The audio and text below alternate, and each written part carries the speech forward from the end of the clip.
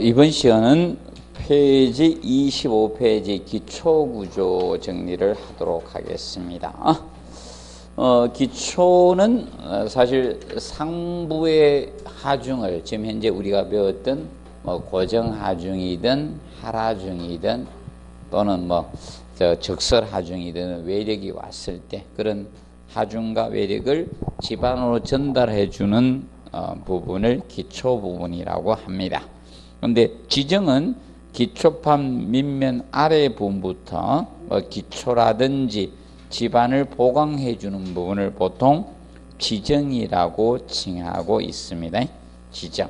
그러면 넘겨보시면 그래서 페이지 26페이지 동결선 개념이 나오죠. 이것이 시험에 몇 번 출제가 되었었습니다. 옛날에. 그래서 이 동결선 또는 동결심도라고 칭합니다. 동결선 또는 동결심도. 자, 겨울철에 땅이 어는 깊이를 갖다가 이야기하죠. 깊이를 동결선, 동결심도라고 합니다. 그래서 동결선은 지방에 따라 다릅니다. 그래서 4번에 보시면 해놨죠. 북부가 120cm 정도 되고 중부가 90, 남부가 60cm, 지방마다 차이니까 시험은 중부 기준으로 해서 시험이 언급이 되었습니다. 그러면 이것은 북부, 중부, 남부는 이겁니다. 지금 현재 북한 전역을 합쳐서 이렇게 나눈 겁니다. 그래서 저기 있죠. 어디가 중부? 중부는 서울이죠. 서울, 경기, 인천, 강원도 있죠. 이걸 다 중부라고 합니다. 그래서 충청북도 이런 부분이죠. 그게 중부라고 보통 칭하고 있습니다. 그래서 그건 꼭 규정 잘 펴고 남부, 중부 이렇게 해주면 돼. 그래서 중부가 시험에 나온 이유는요. 서울이 중부니까 된 겁니다. 그래서 이제 그게 보고 그다음에 이제 동결선은 그 차이가 있고 그다음에 이제 저거 체크합시다. 2번에 기초는 동결선 이하에 반드시 설치해야 됩니다. 부동치마를 방지하기 위해서 우리가 해야 됩니다. 부동치마는 거기 해놨죠. 건물에서 보온조 서로 상이하게 침하되는 현상을 뭐다? 부동치마라고 해요. 일정 치마가 되면 관계가 없는데 부동치마가 생기면 문제가 생긴다는 거죠. 그래서 거기 피사의 사탑도 사실 부동치마인 거예요. 한쪽이 치마가 많은 거예요. 원래 피사의 사탑이 보시면 이죠. 얘가 똑바로 할 수도 있어요. 지금 공부 하도 좋아져가요. 이거 바닥 세울 수도 있습니다. 얘가 자꾸 치마가 심해서요. 보강해 놨습니다. 요 정도 기울기로. 더 기울어지면 붕괴된대요. 그래서 이 보강해 놓은 겁니다. 밑에. 만약 이걸 갖다 바닥 세울 수도 있어요. 이 바닥 세워놓으면 누가 구경 가요? 안 가요? 아무도 안 갑니다. 가는 사람 한두 명 있긴 있을 거예요. 극소수가 갈 겁니다. 그래서 이게 부동치마입니다. 그러면 사실 이거죠. 기초를 왜 동결선 이하에 배치하라는가 하면 이거죠. 땅에는 사실 뭐도 있다. 습기가 같이 있죠. 그래서 이제 겨울에 얼게 되면 부피가 어떻게 팽창되잖아요. 그럼 올라와요. 그래서 다시 어디 됩니까? 이제 해빙기가 되면 녹을 겁니까? 내려가는 때 똑같이 올라가다 똑같이 내려오지 않는 거다. 그죠? 그래서 부동치마가 발생이 될 수 있다는 겁니다. 그래서 동결선 이하에 배치하라는 겁니다. 그리고 기초의 분류적인 측면을 봤을 때 기초를 분류할 때 기초판 형식에 의한 분류가 있고요. 넘겨보세요. 28페이지 지정 형식에 의한 분류가 있어요. 지정 형식. 기초판 형식하고 뭐다? 지정 형식. 그러면 기초판 형식에 따라서 분류하는 것이 얘가 사실 시험에 많이 냈습니다. 기초판 형식에 따라서 분류했을 때 기초를 몇 개로 분류했을 때다? 4가지입니다. 첫 번째 독립기초. 기둥 하나에 기초판이 하나 있는 거, 이것이 독립기초입니다. 사람 다리 하나에 발바닥 하나 있죠. 이게 무슨 기초? 독립기초입니다. 사람이 독립기초죠. 아, 나는 발바닥을 하나로 모아놓으신 분이 있어요. 펭귄도 독립기초입니다. 단지 다리가 짧은 뿐이죠. 그래서 독립기초, 그리고 복합, 2개 이상의 기둥을 하나의 기초판이 받침이 복합기초, 그리고 자, 연속기초, 줄기초, 일렬의 기둥이나 벽을 받치는 것, 그래서 줄기초라고도 하고, 그 다음에 온통기초. 온통기초는 건물 바닥 전체를 뭘로 했다? 기초로 한 겁니다. 온통기초는 건물 바닥 전체를 기초로 한 것을 이야기합니다. 그래서 종류는 이미 시험에 냈습니다. 종류 부분은 자, 온통기초. 온통기초를 다른 말로 전면기초라고도 합니다. 전면기초. 전면기초에 사용됩니다.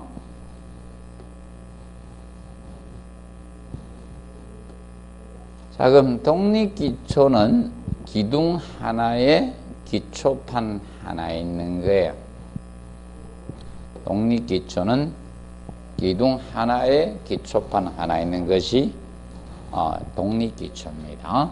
그래서 기둥 하나에 기초판 하나예요.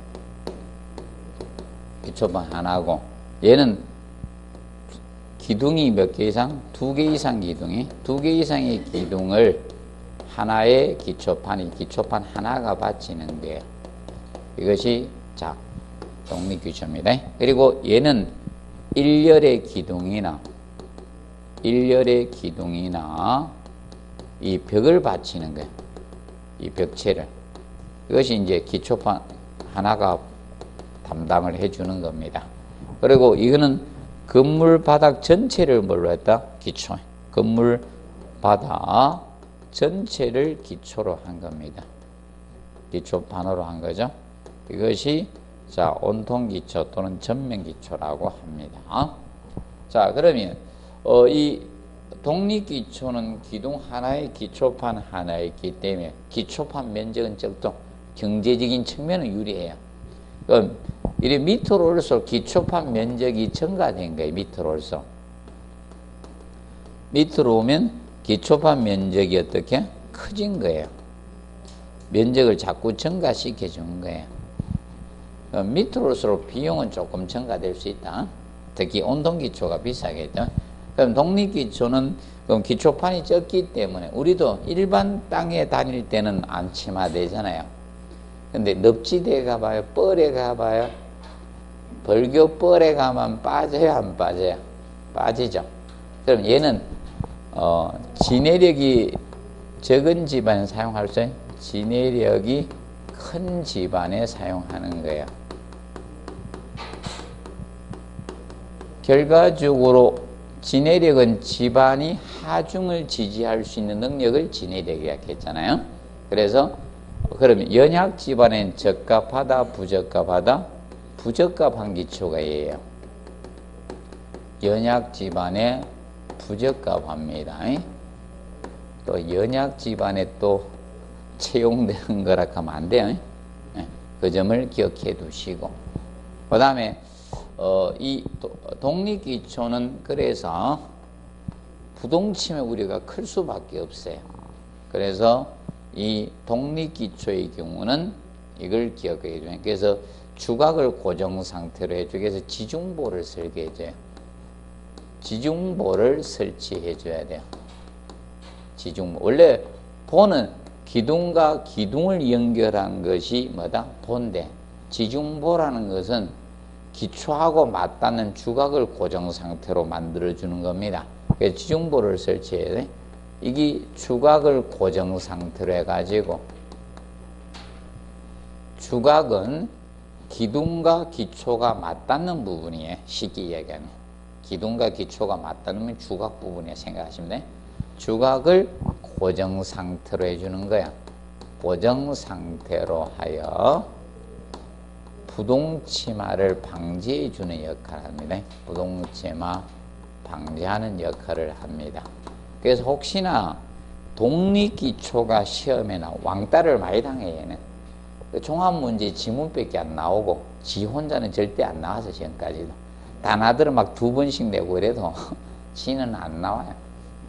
왕따를 계속 당할 가능성이 높다. 혹시 나오면 이 지중보가 시험에 나올 수 있다. 또 지중보를 기초보라고도 해. 기초를 연결한다 해서 기초보.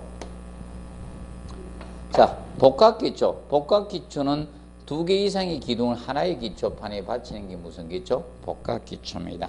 그래서 복합기초는 사실 지반이 약해서 설치하는 거는 기둥의 배치로 발생이 되는 거예요. 자, 그래서 기둥이 어떻게 배치됐을 때는가? 기둥이 거기 나오는데 기둥이 근접해 있는 경우에 너무 가깝게 해서 기둥이 근접해 있는 경우 둘이 너무 가깝게 있다는 거예요. 그리고 인접대지 경계선에 가까이에 배치, 가까이 기둥 배치가 된 경우에 가까이 기둥이 배치되어 있어.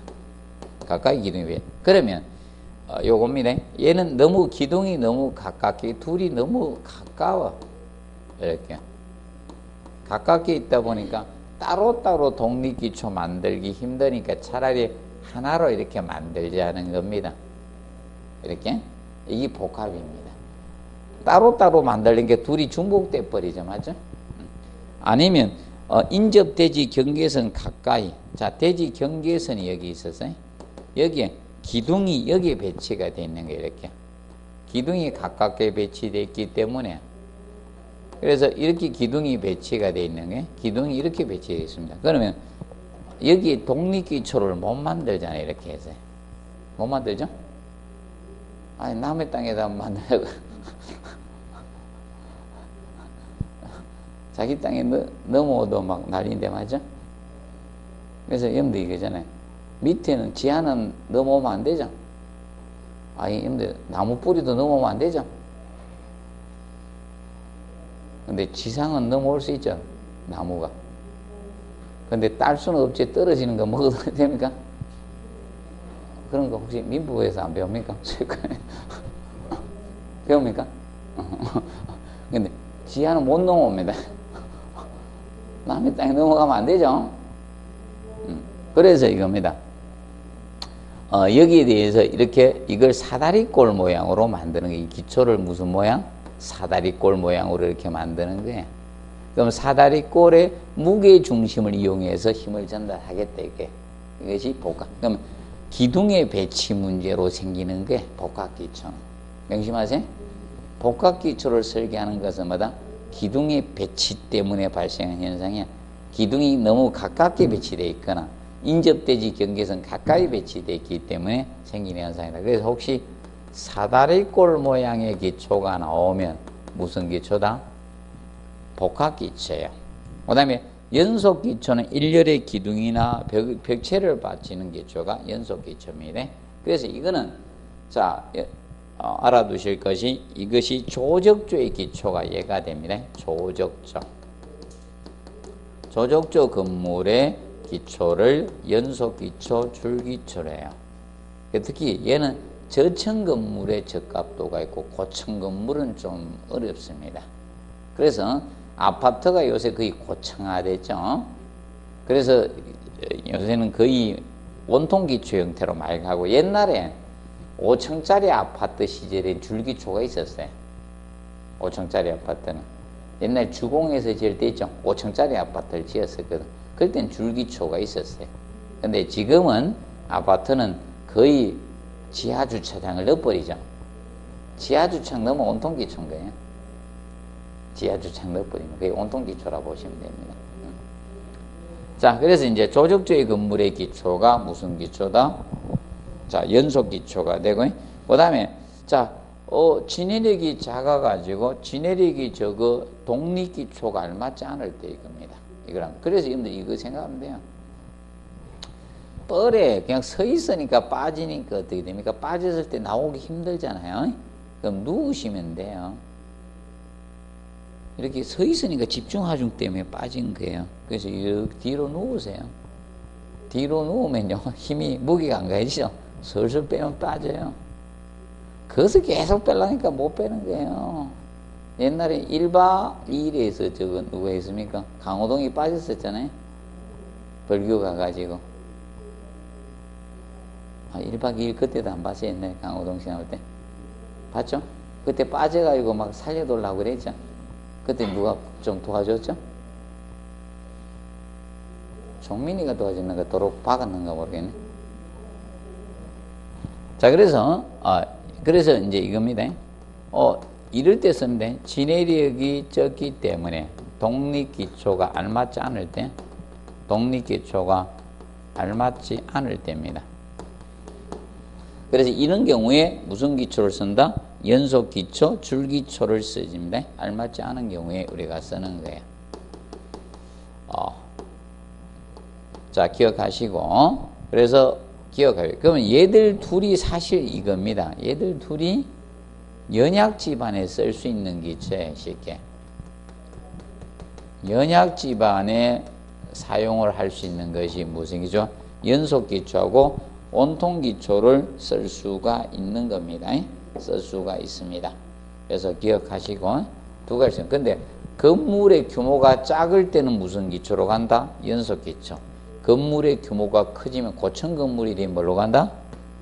온통 기초. 하중이 커지면 그럼 온통 기초의 원리는 이겁니다. 건물 바닥 전체를 기초파로 해서 자 이거죠. 물 위에 배가 떠 있잖아요. 물 위에 배가 떠 있는 것처럼 건물을 집안이 떠 있게 만들겠다는 원리예요. 그것이 온통 기초의 기본 원리예요. 그러면 온통 기초는 그럼 어디에 쓰는가 하면 도심지 연약 집안에 쓰는 게 얘는 도심지. 도심지는 건축물의 연약 집안의 기초가 얘입니다. 도심지는.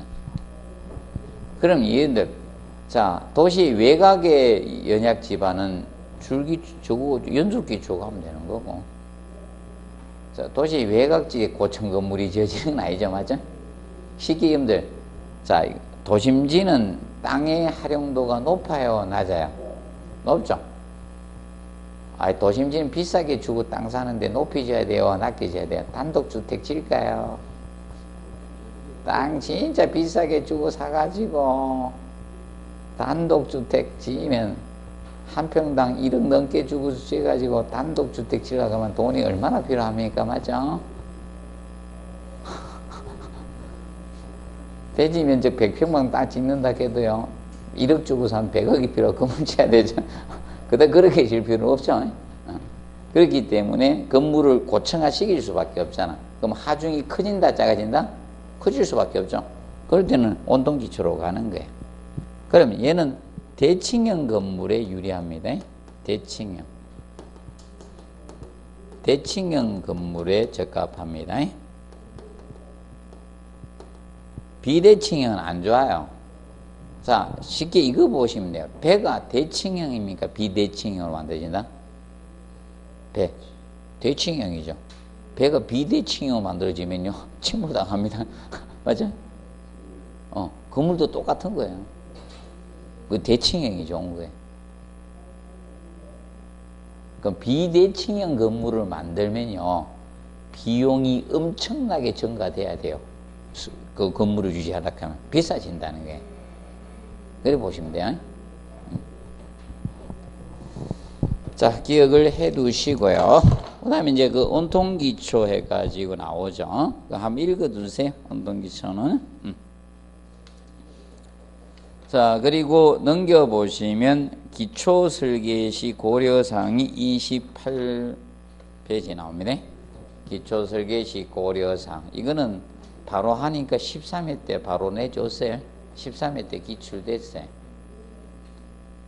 거의 유사하게 나와서 약간만 지문만 다르게 썼을 뿐이고, 기초는 상부 구조의 하중을 충분히 지중해 전달할 수 있는 구조여야 돼요. 그렇기 때문에 자, 각 틀려야 돼요. 맞죠? 건물 관계없이 독립기초, 복합기초, 연속기초, 온통기초 하면 안 된다는 거예요. 맞게끔 하라 이거야. 조족조는 뭐가 올리고 연속기초가 올리는 거고. 조적조는 지어봤자 2층이잖아요. 맞죠? 2층이면 건물이 하중이 큰 거예요, 적은 거예요? 좋은 거죠? 그리고 조적조 짓는데 지하 막 20m, 30m까지 파가지고 안반에다 지어 올라오는 게 아니잖아요. 돌았지. 단독주택 1층 지면서 지하 20m까지 해가 기초 구축해 올라오면 돈이 얼마 들어가요? 이게 연속기초 하는 거예요. 그 다음에 지중부를 충분히 크게 해서 강선을 높여서 부동층을 방지해. 특히 무슨 기초는 꼭 지중부를 설계해 준다? 독립기초는 지중부를 꼭 설계해 줘야 됩니다. 자, 그리고 지하층은 가급적 건물 전체에 균등히 설치해서 치마를 채소해야 돼요. 그러면 일부 지하실은요, 안 좋습니다. 일부 지하실 설치는 부동치마의 원인이 되는 거예요. 그래서 옛날에 그런 건물이 많았어요, 옛날에. 옛날에 박정희 대통령 시절에 저 김신조 씨가 넘어와가지고 그때 했는데 북한은 완전 뭐 전부 다 막 땅굴 뚫고 막 이래가지고 다 모든 걸 다 해놨다고 이야기해가지고 우리나라도 그때부터 방공호를 하게 됐습니다. 그러면서 들어왔던 게 저거예요.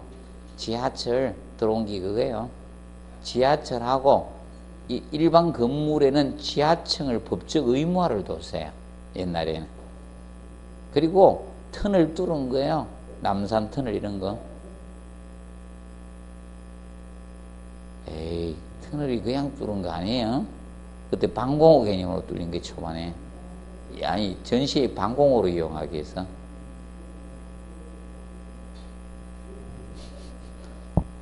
맞죠? 그리고 여의도에도 간혹 보다 지하 대피실이 있었죠. 간혹 가다 뭐 지금 발견된 게 조사해보고 그러잖아. 안 알려졌어가지고, 맞죠? 방공호 이런 것들이 많은 겁니다. 그래서 서울 지하철이 들어온 게 방공호 개념으로 들어왔습니다. 1, 2호선이.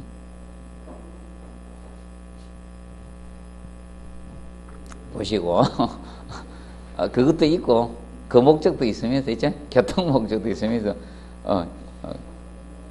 자, 보시고 그 다음에 이제 거기 보시면 그리고 기초판은 그 지방의 동결선 이하에 설치를 해줘야 됩니다.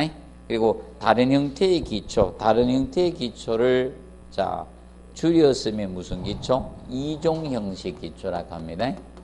이종 형식 기초. 이종 형식 기초는 해서는 된다 안 된다? 안 됩니다. 그래서 말동할 때는 건물에 혼용하면 부동치마의 위험성이 증가됩니다. 하지 말라 이 뜻입니다. 그 다음에 지정 형식에 의해서 보려 지정은 기초판이나 지반을 보강해 주는 부분을 뭐라 한다? 지정이라고 한다. 그럼 사람의 발바닥이 바로 무엇인가 하면 기초판이고 양말 신은 것부터가 뭐다? 지정이에요. 여러분들이 발바닥이 기초판이잖아, 사람. 그러면 지금 양말 신고 신발 신고 이런 게 다 지정이에요. 지정을 어떻게 내? 자, 여러분들 이거죠. 운동하시는 분도 있고 또 하일 신는 분도 있고 틀리잖아, 맞죠? 그래서 이것이 틀려진다 이겁니다. 지정도. 자, 그리고 옛날엔 뭐 신었어요? 집신 신었었고 틀리죠? 고무신 신고, 맞죠? 근데 지금은 운동화 내지 구두, 맞죠? 하일이 있고 하일도 있는 반면에 단화가 있고 구두 중에 하일이 있고 또 뭐가 있어요? 키릴이죠? 누가 키릴을 좋아했죠?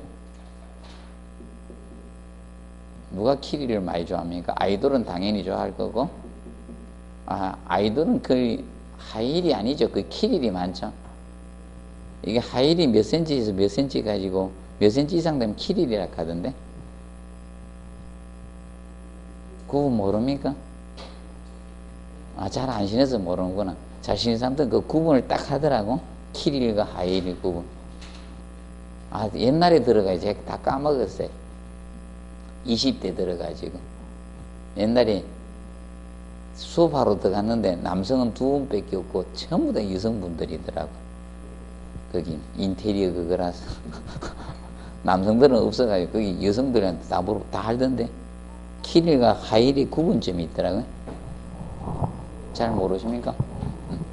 자, 그러면 지정 형식에 따라서 몇 가지로 구분한다? 세 가지입니다. 네 가지입니다. 이것도 네 가지. 지정 형식. 지정 형식에 따라서 분류할 때도 네 가지입니다. 첫 번째, 직접 기초가 있고, 그 다음에 두 번째, 말뚝 기초.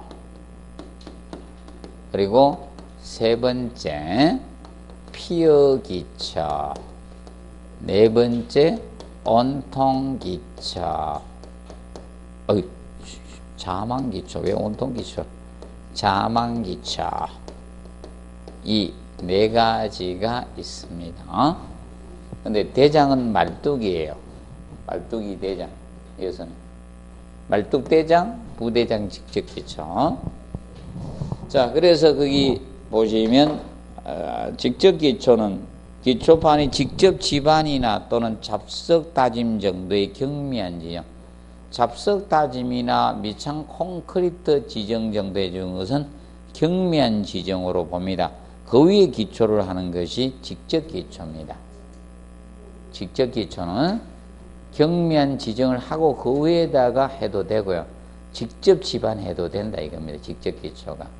자, 그래서 여러분들 쉽게 이렇게 보면 돼요. 여러분이 그죠? 운동화 신고는 둘이 키 같이 재잖아. 근데 뭐는 하긴 합니까? 깔창 낀네 안 깠네.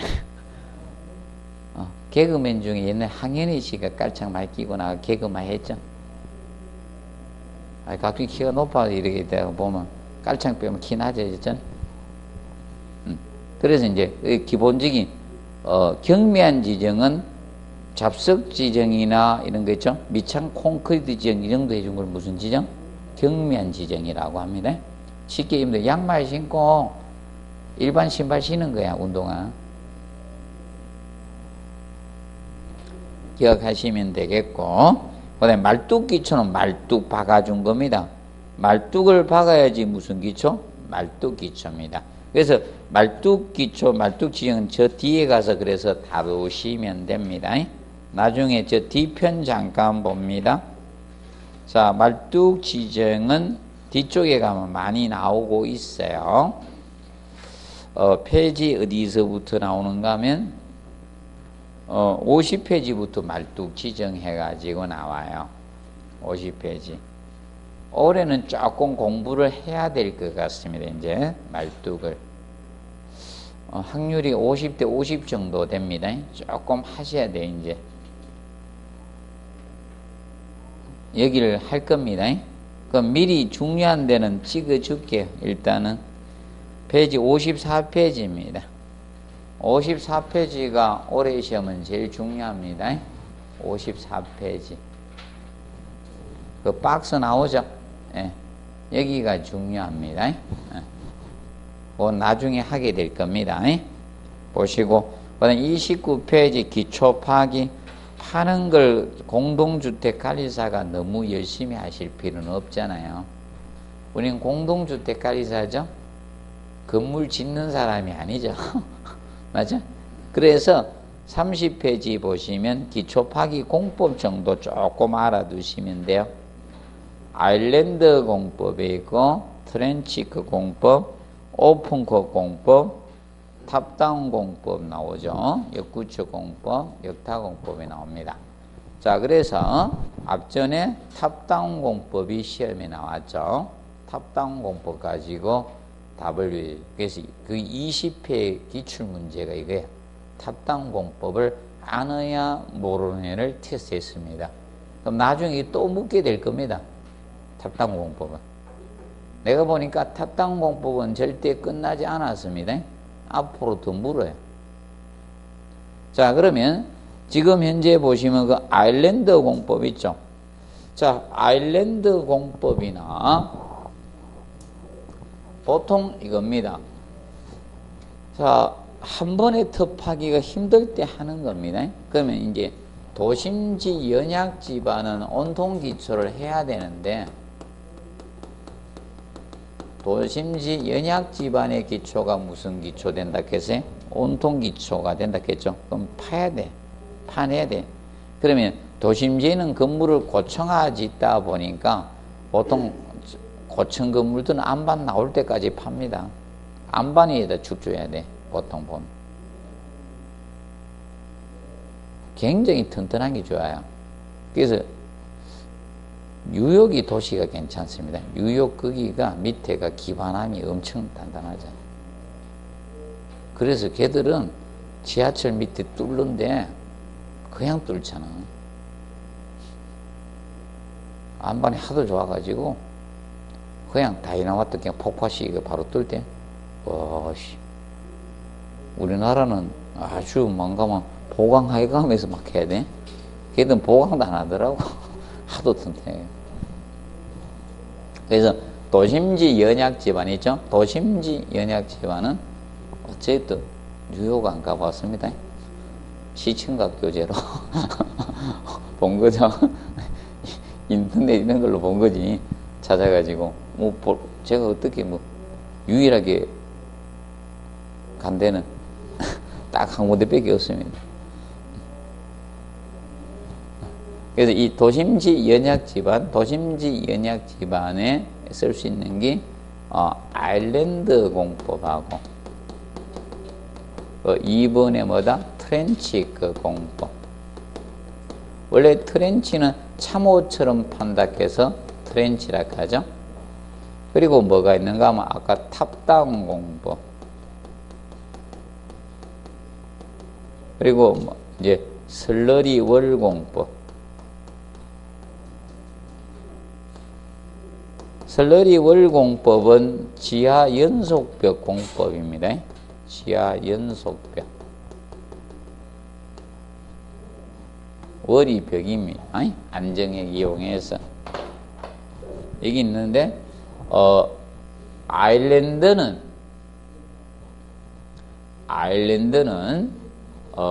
어디를 먼저 판다? 중앙부를 먼저 파고 주변부로 파는 거예요. 이거는 중앙부에서 주변부로 진행하는 거예요. 한 번에 못 파서 하는 거예요. 그럼 이거는 트렌치가 원래 참호. 군에서 방화기에서 구덩이를 파거든. 부대 주변을. 그래서 이 구덩이 판다 해서 참호, 트렌치라고 칭해진 거예요. 트렌치가 원래 참호입니다. 참호처럼 팠다 해서. 그래서 주변부를 먼저 하고 어떻게? 중앙부로 진행하는 거예요.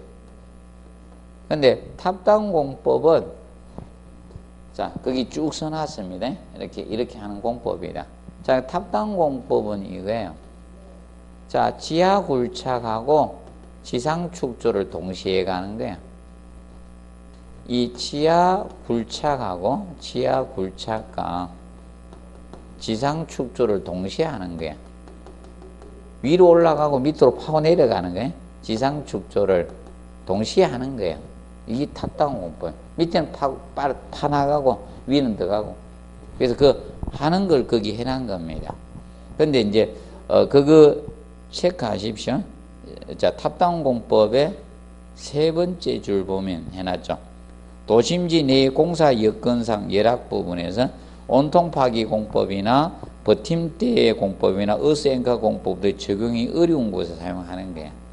그래서 이 탑다운 공법 형태로 가는 거예요.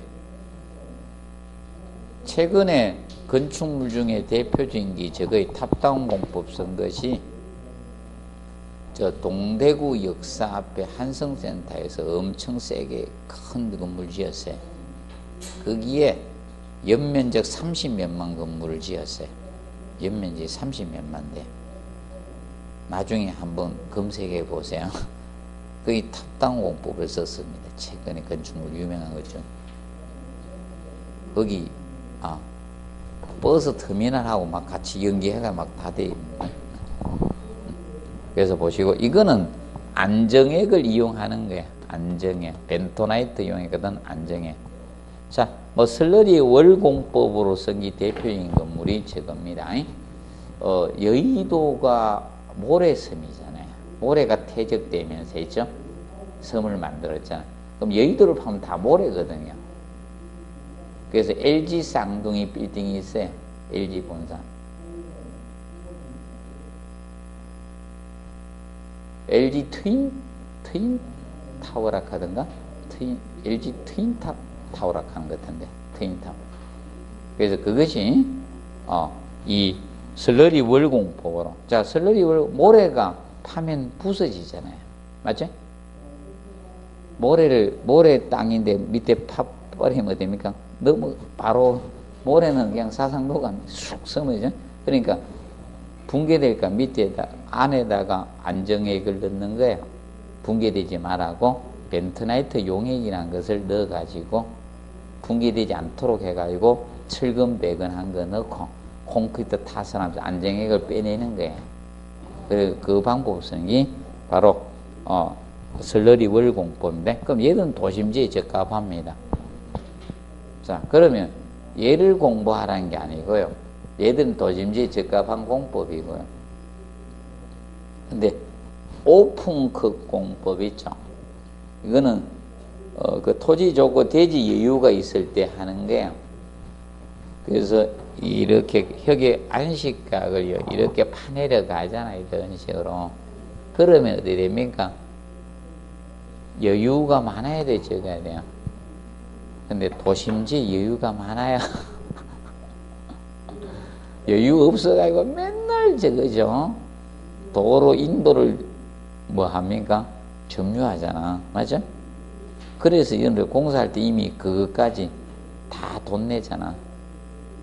아니, 도심지 건물 지면요, 그것까지 다 돈 내야 됩니다.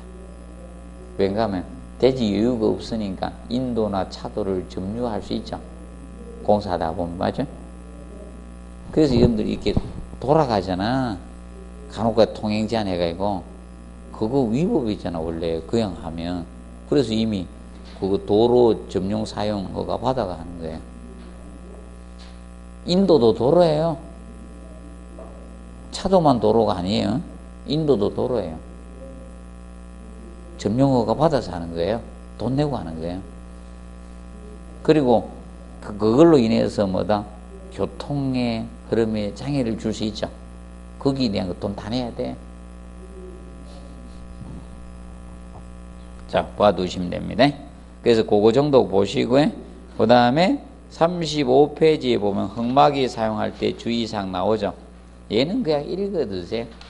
그래서 흑마기 사용할 주의사항 보시면, 자, 쉽게 거기 현상이 뭐가 있습니까? 1번에 히빙 현상, 2번에 보일링 현상, 3번에 파이핑 현상이 있어요. 그러면 히빙 현상은 거기 보시면 점토입니다. 점토층에 점토가 되다 보니까 이게 땅을 이렇게 파내려 갔는데 그냥 파내려 가니까 붕괴되니까 이게 흙막이를 하고 이렇게 파내려 간다는 거죠. 흙막이를 했는데 이것을 경질 집안에 박아줘야 되는데 못 박으니까 이 점토는 옆으로 밀리잖아. 그 바닥점이 불룩하게 솟아오르는 현상이 뭐다? 히빙 현상이야. 그럼 히빙 현상이 생긴 문제가 이거잖아요. 여기가 히빙 현상이나 다른 현상이 생기면 이 인접대지나 도로나 이런 데가 문제잖아요. 그래서 여러분들 꼭 공사하면 인도의 보도블록 난리죠. 내려가고 막 이러잖아. 그게 침하됐다는 거거든. 내려앉았다는 거예요. 그래서 거기 3번째 거 거기 33페이지입니까? 33페이지 3번에 보시면 위에 히빙, 보일링, 파이핑 등이 발생하면 인근 건축물이나 도로 같은 데 뭐가 생긴다? 치마가 발생할 수 있죠. 생기지 않도록 대책을 강구를 해줘야 되는데, 자, 이게 잘 되고 있습니까? 잘 안 되고 있어요. 잘 안 되고 있잖아. 그래서 문제가 심각해지나. 그래서 보통 지하철 같은 것을 자면서, 맞죠? 옆에 건물이죠. 단독주택 같은데 막 건강하고 막 이런 게 있죠. 사실 판인간들은 아는데도요, 지들하고 인과관계 증명하라 하잖아. 나쁜 놈들이에요. 그러면 사실 그것까지 어디에 넣어야 됩니까? 비용에 넣어가지고 산정해서 보상해 줘야죠. 맞죠? 사실 지들이 파가게 생긴 거 알아요. 나도 아는데 왜 지들이 몰라? 핵공사하는 놈들. 우린 다 알아, 인간관계. 무조건 파면 땅에는 이거다. 땅에는 흙만 있는 게 아니라 흙이 한 60에서 70% 가지고 3, 40%가 물이야. 파면 물의 이동이 발생할 수밖에 없죠. 아닙니까? 그리고 우리나라는 물을 빼내는 공법을 쓰기 때문에 문제예요. 외국은 물을 안 빼냅니다. 독일 이런 데는 물 하나도 안 빼냅니다. 공사 그대로 해야 돼. 물 나온 대로 공사해야 돼. 그렇게 물 나온 데 공사하니까 비용이 적게 들어가요? 많이 들어가요? 많이 들어가요. 그래서 우리는 편의를 위해서 물을 빼는 거야. 그래서 그 점을 우리가 좀 알아두시면 된다. 그래서 보일링 현상은 무슨 집안? 사질 집안에서 생기는 현상이 그림을 보시면 될 겁니다. 보일링 현상은 사질 집안에서, 그래서 흙이 부력을 못 이겨서 물하고 같이 솟아오르는 현상을 무슨 현상?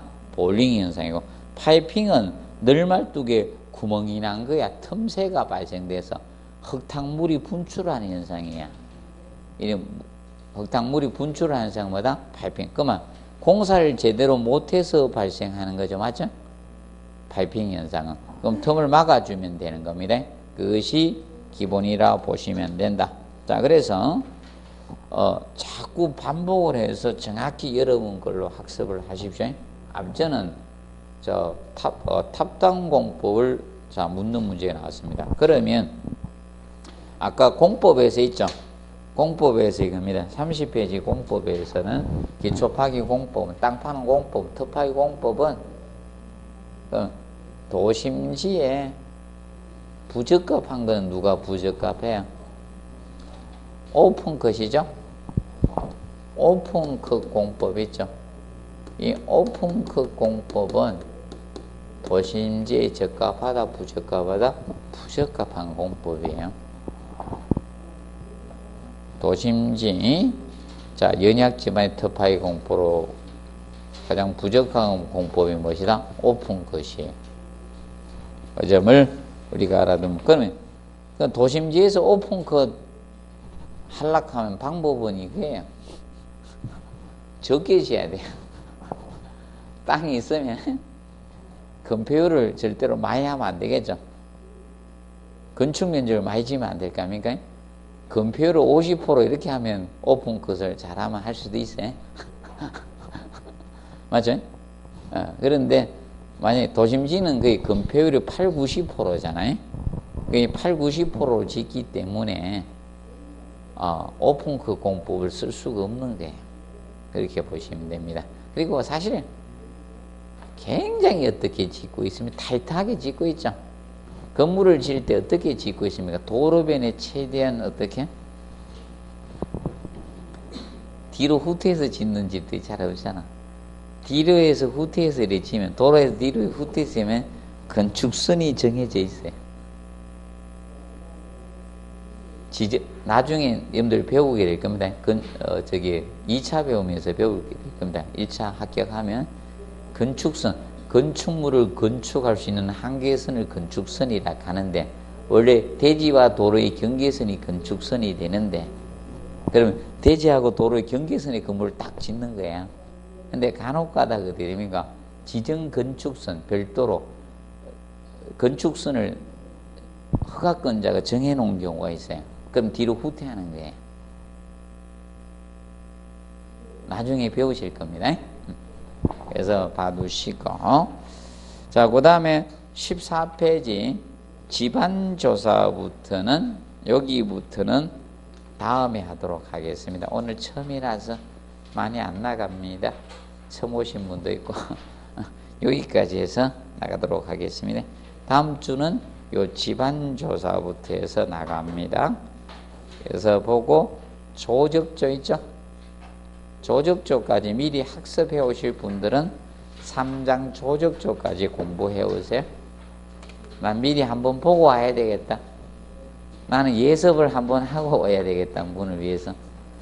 원래 근데 원래 이 공부는 복습을 자주 하는 게 좋죠. 복습을 많이 하는 것이 좋습니다. 자, 오늘은 여기에서 마무리하도록 하겠습니다. 새해 복 많이 받으십시오. 네.